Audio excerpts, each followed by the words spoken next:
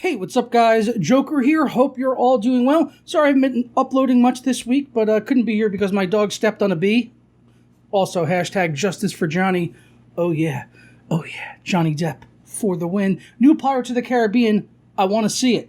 Today, in the world of tech and PC gamer, we're going to be talking about God of War 2018, which obviously came out earlier this year for the PC. It has now got an update to include AMD's FSR 2.0, which launched recently and was available up until now only in the game Deathloop, but now has been added to God of War as well, so it looks to be a significant improvement over FSR 1.0. So we're going to take a look at a comparison with that and DLSS and the performance and all of that, thanks to DSOG, who posted some screenshots and performance metrics.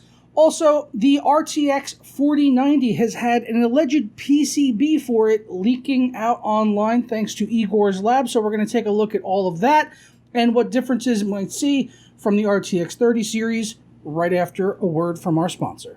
But first, today's video is brought to you by SuperCDK.com, where you could save money on games for all of your favorite platforms, as well as software like Windows 10 Pro licenses for just $22, and then you can unlock the prestigious Dark Mode for Windows 10, which I honestly could not live without. It is blinding without the dark mode. You guys need it in your life. And now you can also save an additional 25% off at checkout by clicking Buy Now on any software products over there. Just go ahead and add it into your cart and put in my code JP25 at checkout and apply, and that'll bring our price from $22.44 all the way down to $16.83, a savings of over $5. And I'll walk you through how to get your key and install it on Windows 10. Go ahead and click Submit Order and complete your checkout from there. For me, that's going to be with PayPal, and then click on Pay Now.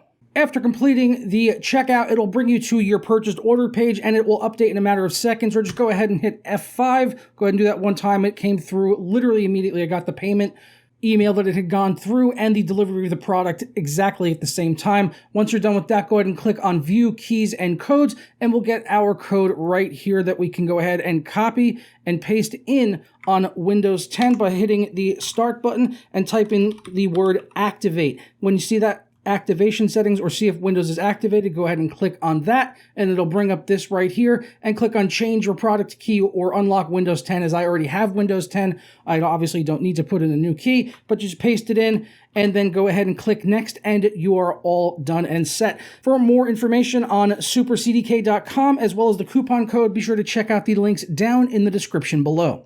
So first up, let's talk about God of War. As I said, this game came out earlier this year, one of the PlayStation exclusives that have so far come over to the PC, which is really awesome to see.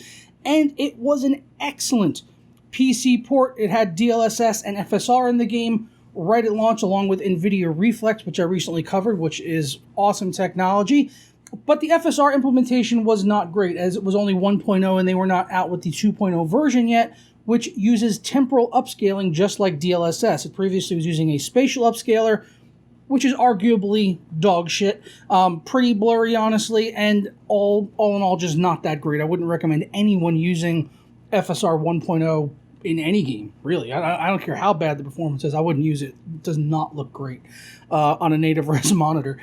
But thankfully, they added in FSR 2.0, and over on DSOG, they were kind enough to do some comparison screenshots and mention some performance metrics.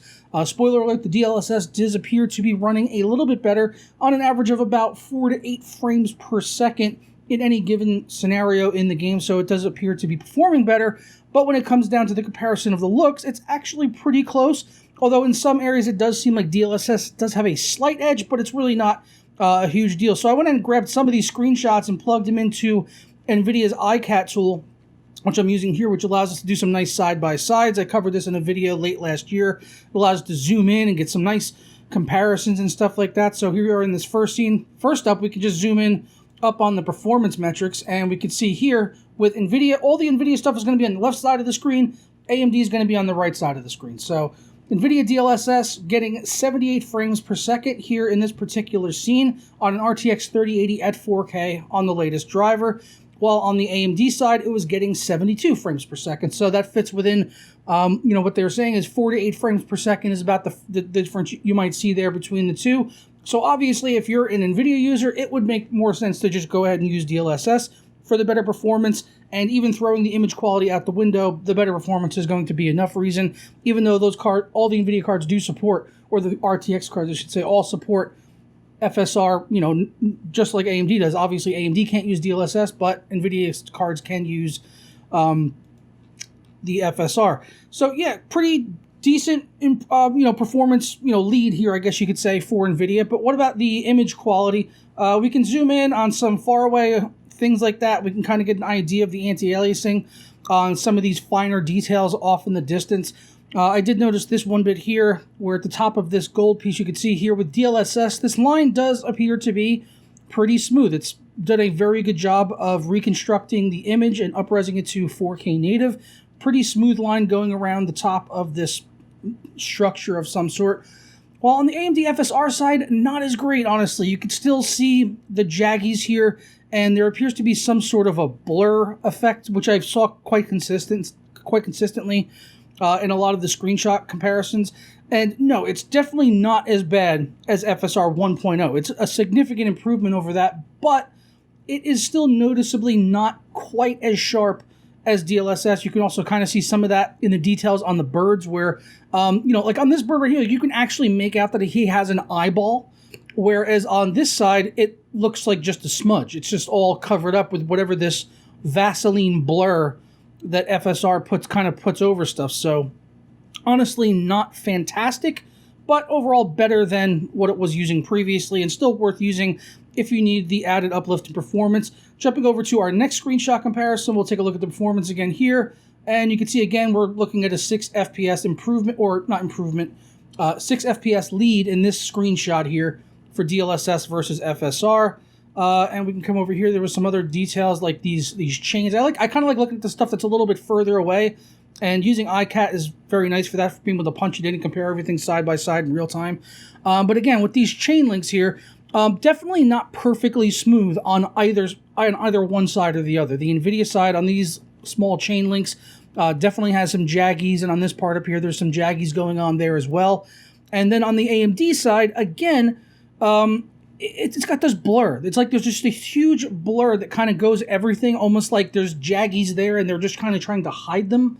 And it just doesn't look quite right. I'm not sure what the effect is that's happening here, but we do not get as smooth a reconstruction, or I guess native reconstruction really is what we get with DLSS. It just looks like something else is being added in post-processing over everything. You can kind of see it on this tarp or this netting here as well.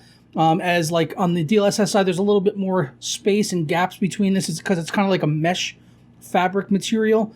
But on this side, some of these lines do seem to sort of like blur together and all just sort of start to become one down here in some of these smaller areas, more so than the NVIDIA side. Obviously, when you get smaller and smaller here, you can kind of see it on both sides, but it seems like there's more of it on some of the areas that are not showing that on the DLSS side. And then the smear over the chain links, also not fantastic. And then in this image here, we have similar chain links like in the previous screenshot that we were looking at.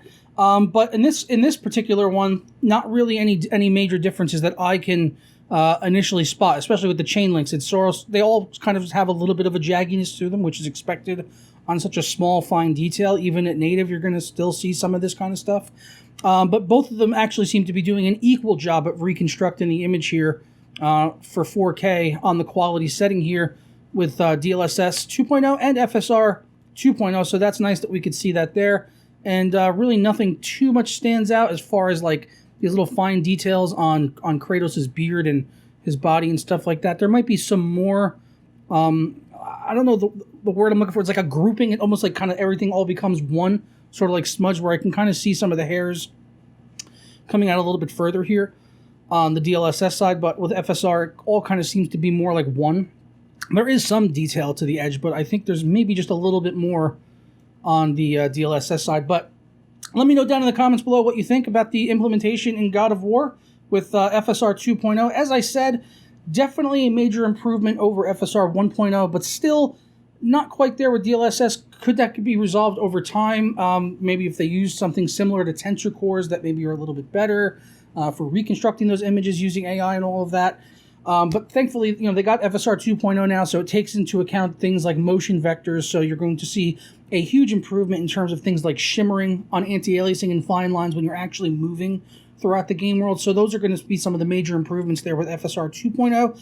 And this is, early days for 2.0 for them as well. So we might see some even further improvements further on down the road from them. Speaking of God of War, that's actually going to be free this month on PlayStation Network. So if you are a PlayStation Plus subscriber, even for the base model, which they're rolling out the new different tiers of PlayStation Plus at some point this month, I can't remember the exact date, but even the base level is essentially the same exact thing as before for just normal PlayStation Plus, which most PlayStation users have.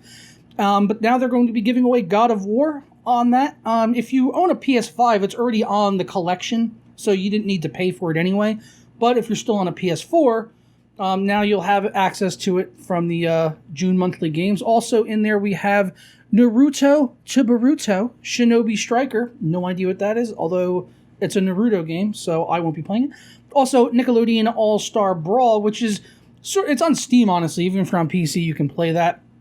It's exactly what it sounds like. It's sort of in the vein of something like Super Smash Bros. Or Brawlhalla, but with Nickelodeon licensed characters like SpongeBob and Fairly Odd Parents, and even what appears to be Powdered Toast Man from Ren and Stimpy, which is pretty awesome.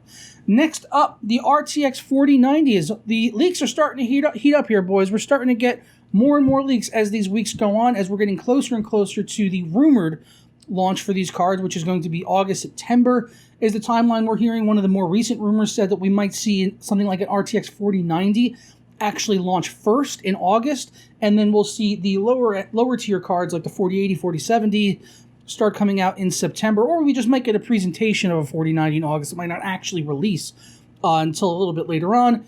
But yeah, the leaks are starting to get hot and heavy, which means we're probably getting pretty close to the launch of this. And thanks to Igor's Lab, who posted a leaked diagram of the tentative RTX 4090 PCB. Now, this is not the actual PCB itself. He's allegedly seen the actual PCB, but there was too much information in that which could have potentially identified the person that gave him this image, whether it's a board partner or whatever.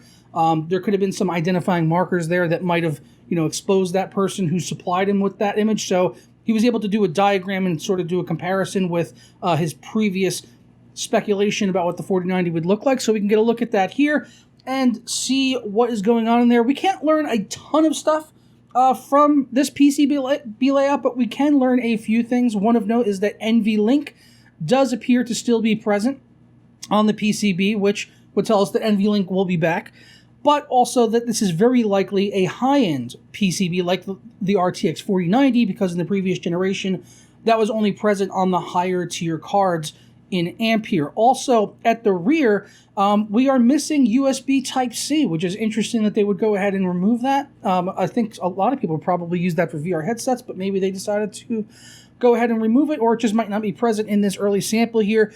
But we can see that there are 3 display ports as well as an HDMI out, but no word on which version of DisplayPort or HDMI those are. And we can also see on here that it is going to be using a 16-pin power connector. So we very likely could be seeing a GPU in this generation, which could be 600 watts. Pretty crazy. And VRAM-wise, we can see that there are space on here for 1, 2, 3, 4, 5, 6, 7, 8, 9, 10, 11, 12 modules, which would likely be 2 gigabyte modules. So we'd be looking at 24 gigabytes of video memory, yet again, just like we saw on the 3090, as well as the 3090 Ti. So that's really all that we can glean from this this PCB layout diagram, whatever you want to call it. He also did lay out, what we could be seeing over the upcoming months. This is like speculation, but based on the timing of everything that's sort of coming out right now. This could be the schedule of what we, start to see is like engineering and validation testing at the end of June, design validation test mid-July, a working sample by mid-July, and probably some leaks possible there, electromagnetic interference test in mid-July, production validation tests, and then the final source BIOS, which he says would be at the beginning of August 2022, and having even more leaks as it would basically be ready to go at that point, and then the start of mass production in August, September 2022. That would likely more so happen in August, I would think, if this timeline, they stick to that and all that. But again, this is all sort of tentative based on the information that we've seen so far and where we would expect it to go because of what we're already seeing leaking out there and stuff like that based on previous years. So take it all with a grain of salt, obviously, but Igor has been in this business a long time, and I don't really take him as much of a bullshit artist. He seems to pretty much tell the truth, so if he, has these images and stuff of the PCB, I have to kind of take him at his word for it. But let me know your thoughts down in the comments below on the upcoming NVIDIA Ada Lovelace cards, as well as the God of War implementation of FSR 2.0. I'm going to go ahead and get out of here. Hope you guys all have a fantastic day, and I'll catch you tomorrow for another video. Ciao.